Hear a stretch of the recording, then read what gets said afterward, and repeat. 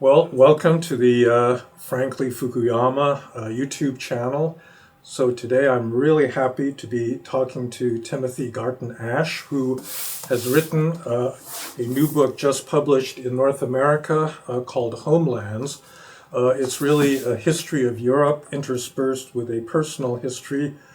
So Tim, welcome. It's great to see you again. You're a regular visitor to Stanford. Every summer you spend time at the Hoover Institution. So it's been great to see you these past few weeks. So this book is really a fascinating both history, political history, and a personal account of Europe over the period really beginning in 1945, which was obviously a huge juncture, up through the present, where we are now 2 years into a war that Russia, a full-scale invasion that Russia launched on February 24th, 2022. And as you describe it, there have been some incredible ups and downs in that period, periods of complete depravity, and then periods of great hope, and now we seem to be back in the depravity side. But I wanted to actually ask you, one of the things I found really fascinating is the way you begin the book with a story about your father. Yeah. So it seems to me like you personally are one of the most perfectly positioned people to actually observe Europe in this entire period. And you begin the book with a story about your father, but maybe you could tell us a little bit about him and what his experience tells you about Europe at that particular juncture. Well, thanks, Frank. I mean, listen, any account of today's Europe has to start in 1945, in hell, the hell that Europe was at that time. And my problem in writing a personal history of Europe was that I was minus 10 years old in 1945. Yeah. So how was I going to get back to that? Mm-hmm. Fortunately, my father landed with the first wave on D-Day, the D-Day landings on the Normandy beaches. That's absolutely in June remarkable 1944. that he was actually there. He literally the first wave, 7:30 in the morning. I have the absolute detail, and in the book I go back to the very place he landed, a little village called Vers-sur-Mer, and then he fought all the way through, Belgium, Netherlands, northern Germany, and in 1945 his gun troop occupied a little village in North Germany called Westen, which means west, symbolically. And I thought to myself, this is how I get back to 1945, through his experience, because obviously he talked about it a certain amount. And then I thought, maybe there's somebody in this little village who remembers something. So I wrote to them, and a few months later, there were 12 old men and women sitting round a table in this little village in northern Germany, and they remembered everything and a little more.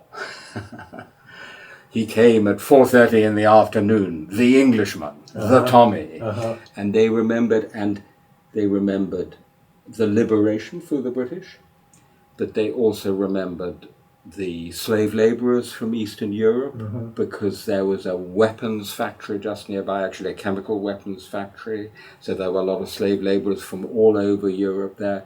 They remembered the refugees who'd escaped from what is now Poland, from Silesia. Actually, one or two of the people still were refugees.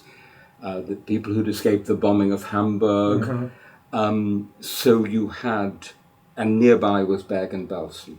So out of this one tiny village, and by the way, I discovered this village because I had 3 photographs of my father and his friends playing cricket in June 1945 in this village.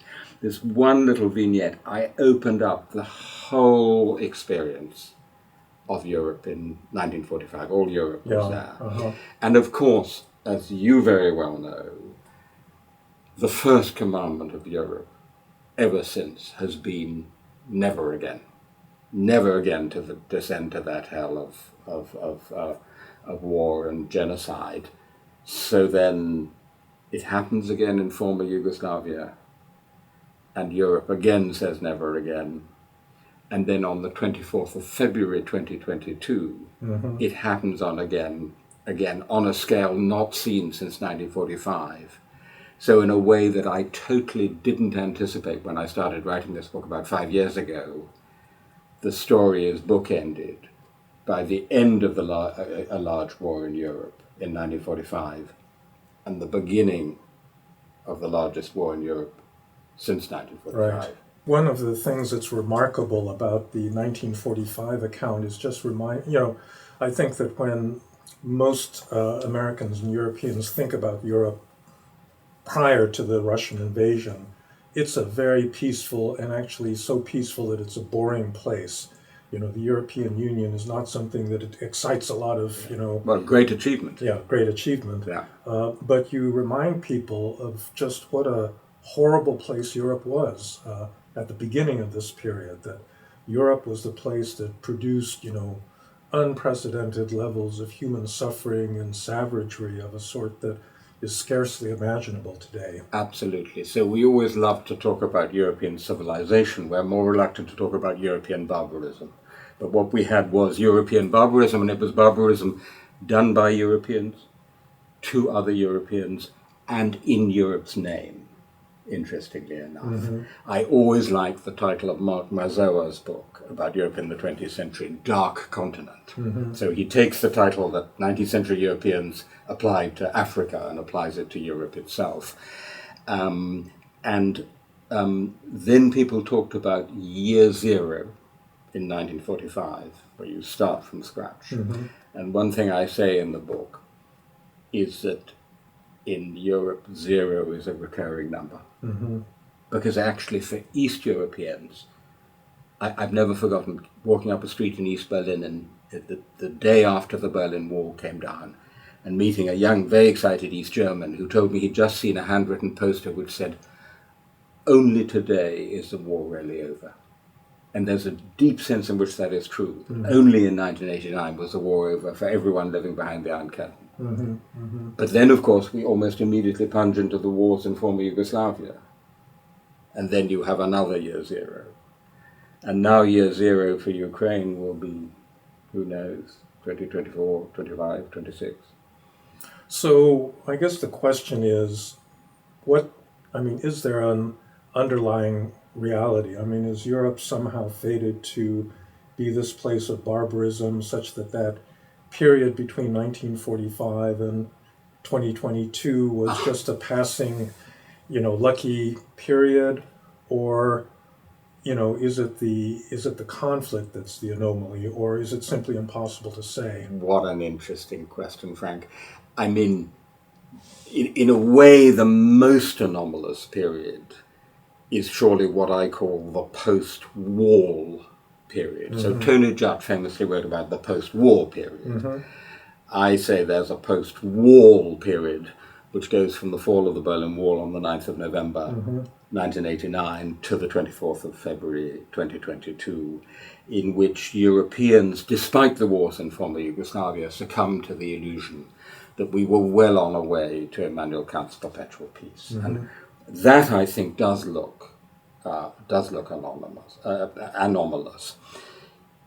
My argument is that the strongest case for European Union, for all the structures of international cooperation we have on the continent of Europe, also NATO, also the Council of Europe, also the OSCE, often forgotten, is not a Panglossian optimism, but a constructive pessimism. It's an understanding that Europe is always ready to go back to its bad old ways at the drop of a hat. And therefore we need all these structures of engrenage, of permanent conflict regulation and cooperation, not because we're with these wonderful, idealized, enlightenment, rational human beings, but because otherwise we're going to fall back into our bad old ways. So I wonder whether that's really the case. You can make the argument that one of the really disappointing things about the last couple of years is this revelation that the Russians, in many ways, are really not different. I remember at the time of the fall of the Berlin Wall, my colleague at SAIS, Mike Mandelbaum, said, well, it turns out we were wrong, that the inhabitants of the Soviet Union were really much more European than we realized. And you could take that in a couple of different ways. Yeah, they're really as barbarous as Europeans. But for him, European, I think, was signified, the transition that the Germans had gone through, because there really was something about Germany, the Prussian heritage, the militarism that was the driver of the two world wars, but there had been this kind of miraculous transformation in the German psyche that, we wanted to use these structures to turn them into pacifists, and we actually succeeded, or we meaning the Allies that, that won the war. And it was a little bit hard to see Germany reverting to, the pre-war society that it was. Russia, on the other hand, was a somewhat different place where what happened in the Gorbachev years, in retrospect, really does look like an anomaly, that there are big continuities between their sense of national identity, going all the way back to Tsarist times, that really hasn't changed. But in other parts of Europe, there did seem to be a transformation. You think that that's just, again, all contingent, and everybody can, there are really no brakes on behavior? Well, I mean, the first thing to say is that, let's get our anthropology right. And I think that accurate anthropology is that human beings can be lower than the apes or higher than the angels. I mean, the fundamental flaw of communism was that its anthropology was wrong. And so I think that's true whether we're Europeans, Russians, Chinese, Indians, Japanese, or whatever. So I don't think it's peculiar to Europe. What I think is peculiar to Europe is that we have tried very hard, very systematically, very consciously to learn from our own bad history. And that we have a prescriptive notion of Europe, right? So that there's nothing comparable in Asia or Africa. There isn't a notion of, as it were, the prescriptive Asia, which is to be contrasted with the descriptive or historical Asia. There's the prescriptive Africa. But we have a very strong normative idea of the Europe to which we are aspiring, which, by the way, leads people into error, because it leads them to say that this or that Srebrenica was not European, or Adolf Hitler wasn't European. Of course they were European, empirically, descriptively, but not prescriptively. So I think there is a very strong investment in a changed and more mature political culture, which is not unbreakable, because I'm absolutely persuaded, given sufficient stresses, I mean, look at the radical nationalist populism, xenophobic nationalist populism, which swept through Europe after the refugee crisis of 2015, which I write about in the book. Just 2 million people, a tiny proportion, coming into the continent, max 2 million in a couple of years, and the way it fed the AfD in Germany or Marine Le Pen. So that I think we are still capable of going back, but I think the constraints upon that in our shared political culture.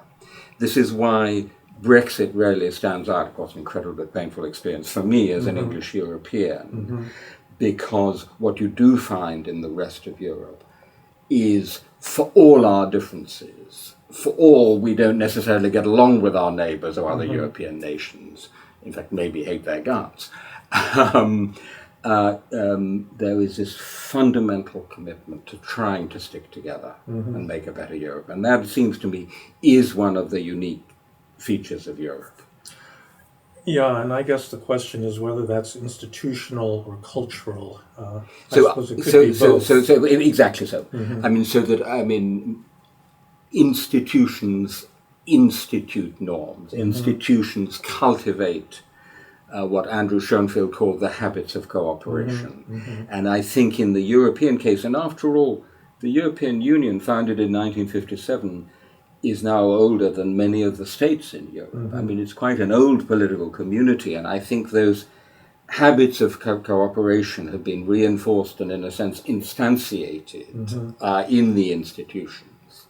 So we really do have a habit of making jaw rather than war. Mm-hmm. And I would submit, subject to correction by you, that is I think it's unique on the political map of the world at the moment. You know, the one thing that makes me believe that the underlying bad anthropology is a kind of universal problem is really what's happened in the U.S. in the last few years. Yes. Because, you know, for many years I believed that, you know, an American democracy could make mistakes in the short run, but basically American voters were very much committed to a certain constitutional, moderate, liberal order. And I think what we've seen in the last few years is that that's really not necessarily true, and that people are willing to, you know, cast that constitution aside under the right kinds of stresses. And, you know, that's been very disheartening to think that, you know, that's not so deeply embedded after all in the U.S. psyche. And this is such an interesting point, and that bad politics can corrupt the culture, just as good politics can change the culture, because after all, what you have in the stories of former authoritarian European countries, Germany itself, Italy, Spain, much of Eastern Europe, is how good politics can actually transform the culture, but bad politics. I would have also to say, because of course the United States is a very important part of this book necessarily. I actually quote Bill Clinton when he received the Charlemagne Prize, saying, since Europe is as much an idea as a place, the United States too is in a sense part of Europe, right? And of course the influence of the US on the European project has simply been immense.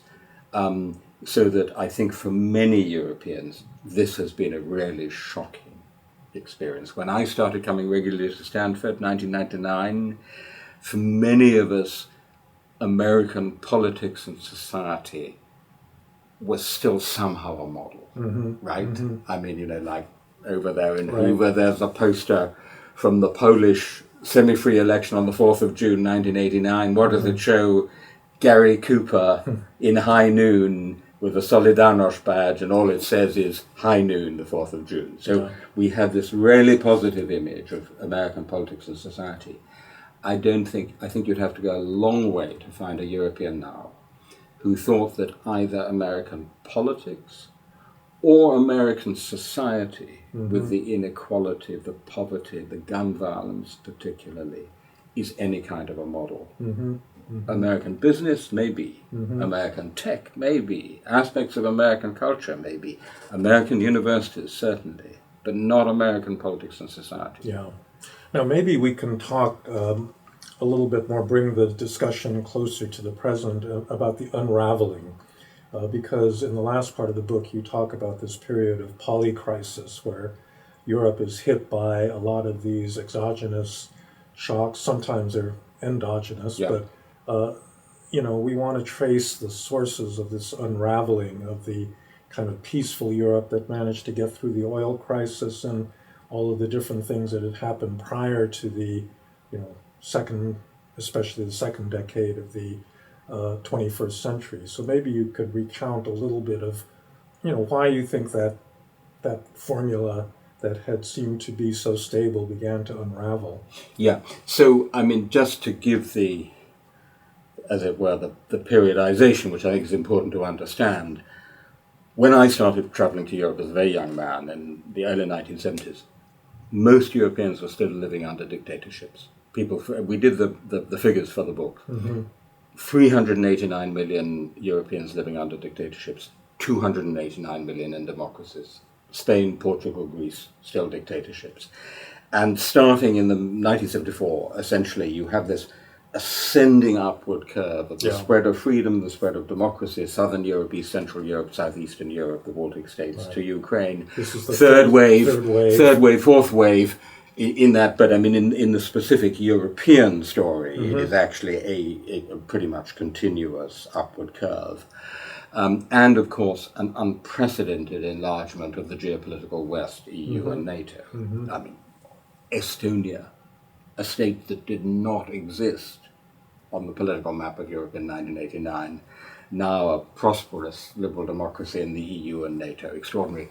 And then in my book, both literally and metaphorically, the turning point is 2008. So remember, 2007 is the last big enlargement of the EU, and everything still seems to be going quite well. Euro seems to be going quite well.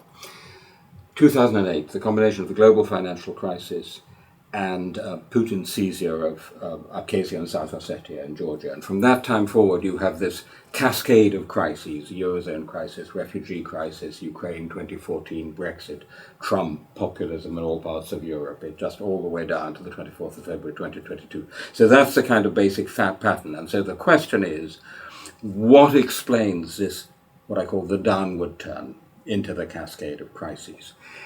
And I think our old Greek friend hubris has a great deal to do with this. Of course, the hubris of the United States, believing you could just march into Iraq and spread democracy. The hubris of Tony Blair's Cool Britannia, which is an example of what has been called apatistic liberalism.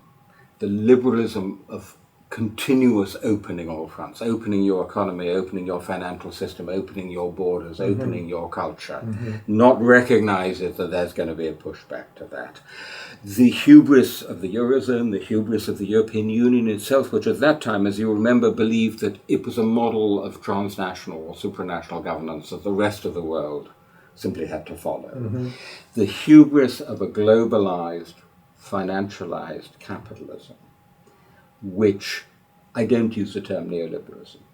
I think one has to be precise here. It's not so much the ideology, it's a reality of a globalized, financialized capitalism, which believed that global aggregate gains would not just justify, but actually compensate for specific local losses. And of course, populism showed us the reverse. The hubris of believing that security could be secured entirely by non-military means, by collaboration. So energy dependence on Russia was good because economic interdependence would underpin. So there are all these multiple varieties of hubris. Now, what I think, and I'd love your comment on this, Frank, they have in common is a misunderstanding of history. We took history with a small h, which is always a product of the interaction between deep structure and process on the one hand, and contingency, conjuncture, choice, collective will, and individual leadership on the other, and turned it into history with a capital H. The Hegelian process of inevitable progress towards freedom, which is, of course, what you were writing about. It was history with a capital H. But I think that was somewhere quite deep, uniting many of these varieties of hubris. Interestingly, this is often ascribed, I'm sure to your own considerable irritation, back to the early 1990s liberal triumphalism, neoliberalism, and quote-unquote the end of history. I don't think that's when we fell prey to these illusions. Actually, if you remember, in the early 1990s, we were extremely unsure whether any of these transitions, from communism to capitalism, from authoritarianism to democracy, to a European Union, to a European monetary union, we were extremely unsure about how those transitions would work. And it was actually in the early to mid-2000s when everything seemed to have gone so well. It's then that we fell prey, I think, to the illusions. Well, there was a specifically American component to this, because between 1989 and the crisis in 2008, America was completely dominant in every domain. Military, all of the defense budgets of everyone else in the world were about the same as the American defense budget. Hollywood, culture, politics, it was a very unbalanced period and very unusual in human history that one single country be that dominant. And I think we've since then reverted to the mean. Another thing that occurs to me is that there is a problem with liberalism itself. I mean, this is something I've obviously written about, but liberal societies make an argument for themselves because they're actually a way of reconciling very different ways of life. So you can have diversity and you're not killing each other. But people actually want to have community. They want to have things in common that they share with their fellow citizens. And so it becomes, seen as a kind of boring constraint that people want something higher. And the main argument in many ways for liberal society is the opposite. I mean, what's the alternative to liberalism? It's a nationalism that's aggressive, it's conflict, it's authoritarian government. And the very fact that you had, between 89 and 2000, I don't know, let's say 16, a whole generation of people that grew up knowing nothing but peace and prosperity, both in North America and in Europe, made people forget about what the alternatives were, and so they could start experimenting. So 2 comments on that. One is, as you know, in the book, it's called A Personal History, not just because it's my personal history, but also because it's about history as played out through individual lives. And I talk about what I call the memory engine, the way in which formative personal experiences in youth, Karl Mannheim said typically between the age of 17 and 25, which is actually not a bad rule of thumb, have shaped 4 generations of Europeans who have between them really taken forward the European project. So you have the 14ers, shaped by the personal experience of the First World War, Charles de Gaulle, Winston Churchill, Konrad Adenauer, Harold Macmillan. The 39ers, the generation of my father, shaped by the experience of the Second World War. So I talk about, for example, Bronisław Geremek, the great former Polish foreign minister and solidarity advisor, who's a key figure in this book, grew up as a child in the Warsaw Ghetto, never again. The 68ers and the 89ers, those who were shaped by 89. And now we have this issue, which you've just described, that for the first time ever, we have a generation of Europeans who have grown up almost entirely to the age of, say, 25 in a Europe that is relatively free, prosperous, and at peace. So where's the memory engine going to come from? The other comment I want to make is apropos liberalism, which, as you know, I've also thought about a lot.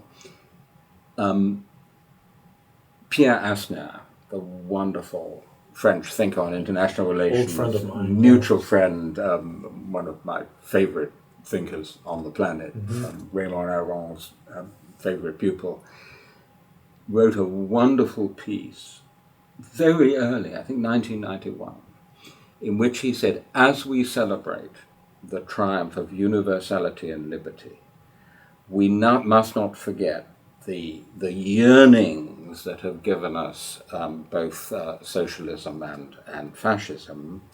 He said the yearning for solidarity and equality on the one side, and community and identity on the other.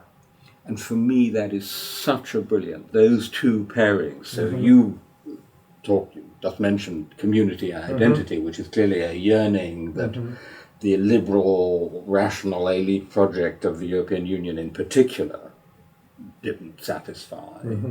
But on the other hand, of course, we neglected solidarity and equality.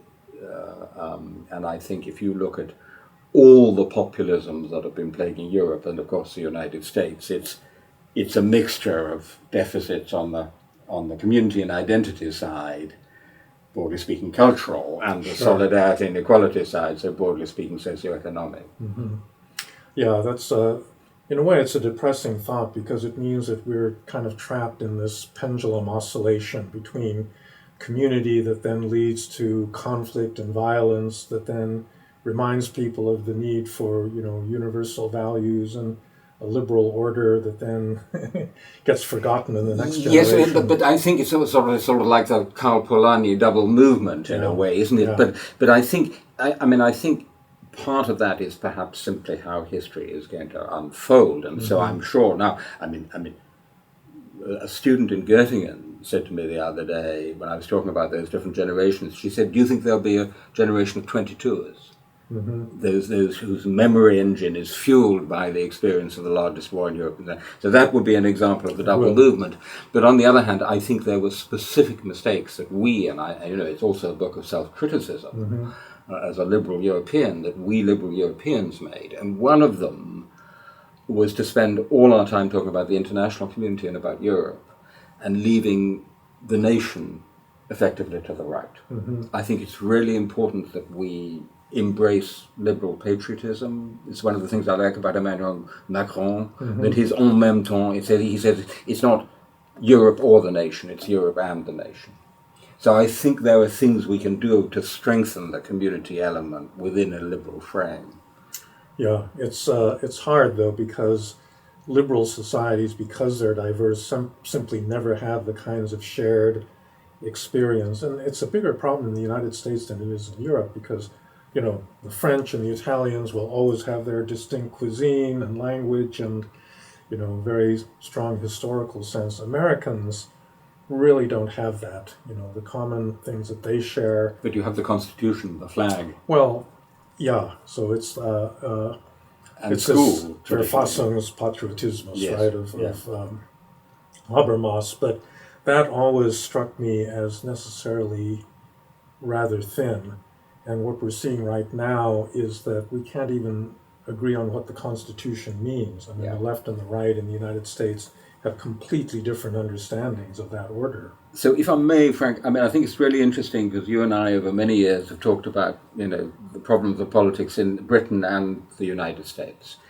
And obviously Brexit has been an utter disaster economically and in foreign policy terms for Britain. But our politics are in much better shape than those of the United States. And that's because, in a sense, the institutions as lived social experience have survived the test of Brexit, right? When Boris Johnson tried to, tell the story in the book, tried to prorogue, suspend Parliament, he was immediately slapped down by the Supreme Court, which was seen as above party, totally independent, and the ruling immediately complied with. Of course, we have a head of state who's completely above party. Altogether, the law courts have their independence socially anchored. So, and we have the BBC, incredibly important in countering hyperpolarization, and we have the National Health Service. So I think there's a way in which, in what is after all a liberal national construct, the United Kingdom, you can embed these affective, these loyalties through lived institutions like that. It's an important distinction. I'm struck by the fact that back in 2016, many people were saying, "Oh, Brexit and Trump, they're the same phenomenon." But as I understand it, in Britain, for example, support for immigration has actually risen in the years. Since Absolutely. That's an interesting point, because of course immigration is one of the great challenges US and Europe share. The Brexit slogan was so brilliant, "Take back control," because it captured the essential point, which is that people feel it's not under control. And now, even though the figures of immigration are much higher, people have this feeling that it's under control. But by the way, keeping sense of community with diversity, Britain, Hindu Prime Minister, a black foreign minister, a Muslim Mayor of London, a Muslim leader of the Scottish National Party. Yeah, it's quite remarkable. It absolutely works because we actually have a civic notion of nationhood, because we couldn't have a strictly ethnic or sort of folkish version of nationhood, because Britain is itself an amalgam of four nations.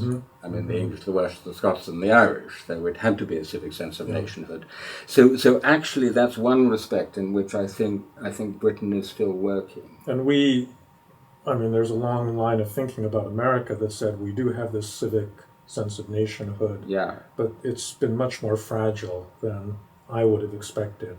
And why? How do you explain the fragility?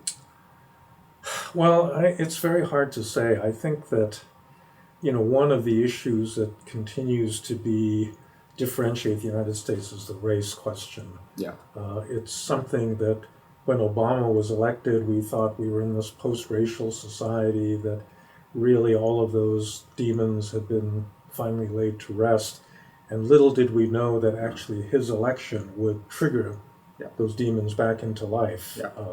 And actually, I think during the Obama years, people did not realize that, there are a significant number of Americans that just thought that this was wrong, that we should have a, African American president. And I think a lot of the identity politics, takes on a harsher character both on the left and the right in the United States, because it builds on this experience of the racial divide in the U.S. Now, Europeans have different versions of this, but I think it's simply not quite the same bitter legacy. I think that's absolutely spot on. It's always a problem because the very word race has such a specific meaning in the United States, the heritage of slavery. And we talk about race in the United Kingdom, in Britain, but it's actually something very different. It's sort of the consequences of immigration. And actually, I would say that Britain, and certainly London, is a post-multicultural city, right? Because everything is so wonderfully and gloriously mixed up together that there's a shared identity, which is actually, in a sense, post-racial and post-multicultural. Right. Well, let's maybe conclude by talking about the present moment. So this is the end of August of 2023. The war in Ukraine is now getting to be about 2 3/4 years on. What is your sense of how this is likely to end? I know it's very hard to make these kinds of predictions, but do you think the kind of solidarity that was expressed in NATO, the support for Ukraine, is that likely to continue? I'm not asking you for your assessment of what's going to happen on the battlefield, but that's obviously extremely important. But do you think we, meaning the liberal West, is going to come through this crisis intact, or are you more deeply worried? So I would say I've spent about half my time over the last 2 years on Ukraine, and the other half on this book. I've been to Ukraine 3 times in the last 9 months, the last time in July, and I actually keep on my phone the air raid alert app, because it just keeps reminding me that there's this huge war going on. There it is, there's the map, and you see the air raids spreading across Ukraine. The casualty figures are shocking. 4 out of 5 Ukrainians now say they know someone in close family or friends who've been wounded or killed.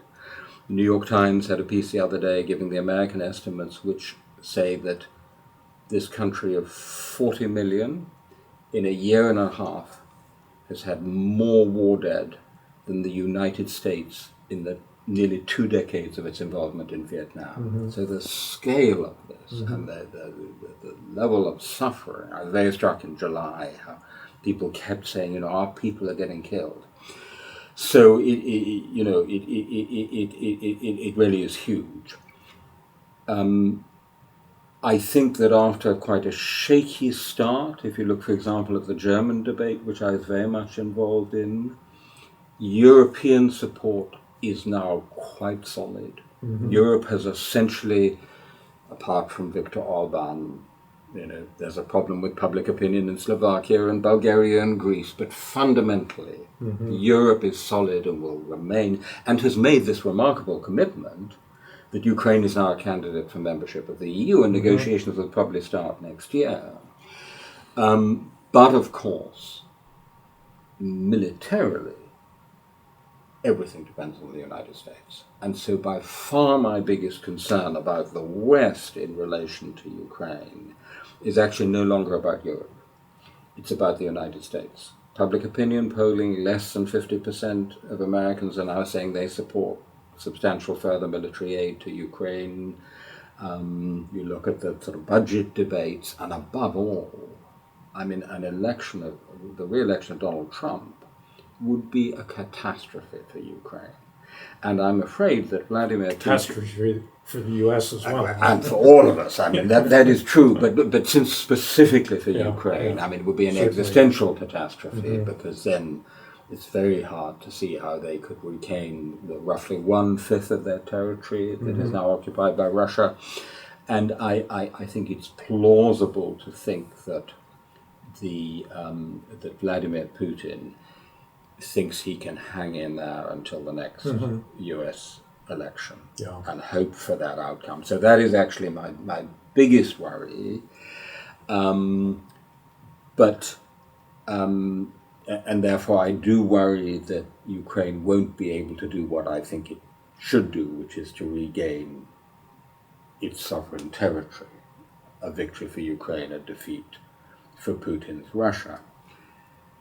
That said, this is a moment as transformative for Ukraine as 1940 was for Britain. It's an analogy that really strikes me when I'm there. In a moment of existential crisis, but also a way in which you redefine your nation to yourself and to the rest of the world.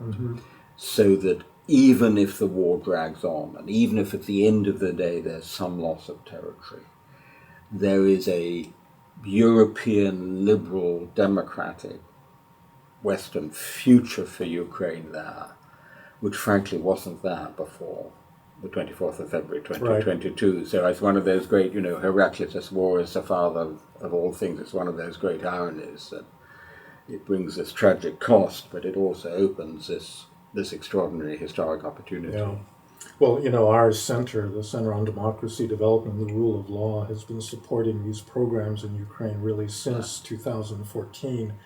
And I guess the reason that I got particularly involved is that through these programs, I don't think this is a new thing, that there's this layer of really European Ukrainians that really have absorbed all the values that they desperately want to be part of Europe. They understand how bad Russia is, and they don't want anything to do with it. And the degree of commitment that they've shown to those European values it puts to shame, Americans and Europeans who've been able to, support them with no cost to themselves. And it is really quite remarkable. Absolutely. And again, talking about generations, you have the Zelensky generation, which is sometimes called the independence generation. And then you have the Euromaidan, the 2014. And now you have a third generation of the kind of people the students who were helping me in Kiev or Lviv, who've been shaped by this war. So they are fantastic. And as I used to joke when I was traveling to and fro through the Iron Curtain that Europe was divided into two halves, those in the West who had it and those in the East who believed in it. And it's a bit of the same feeling. If you really want to have your faith in Europe restored, go to Ukraine. Yeah. Okay, well, Timothy Garton Ash, thank you very much.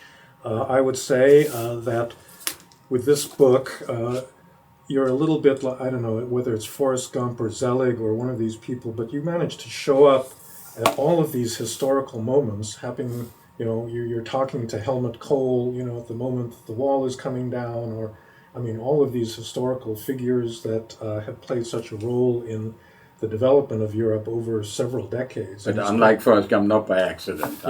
You went to find them. Yeah. But you were still there, so that was quite something. So thanks for talking. Good luck with the publication. I guess it's been out in Britain for a while, but you're going to be talking about this further in the U.S., and good luck with that. And I guess we'll see you somewhere in Europe in the coming months and time to come, and let's hope that Ukraine prevails. Yes, absolutely.